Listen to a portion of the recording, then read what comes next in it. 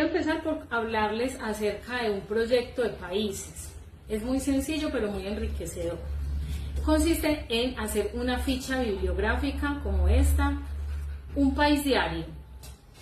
Yo les voy a mandar la foto, no sé si ahí se ve bien, pero entonces la ficha contiene el nombre del país, continente, idioma, gentilicio, moneda, capital, presidente y un dato curioso del país. También la bandera, la dibujan. Esto tarda unos 15 o 20 minutos y hacen un país diario, y yo sé que al finalizar el año ya han recorrido medio mundo. Aprenden mucho y es un trabajo muy dinámico. Pueden conseguir en las papelerías estos archivadores pequeños y ahí los van archivando en orden alfabético o por continentes. Esta idea la pueden hacer con cualquier cosa que les apasione.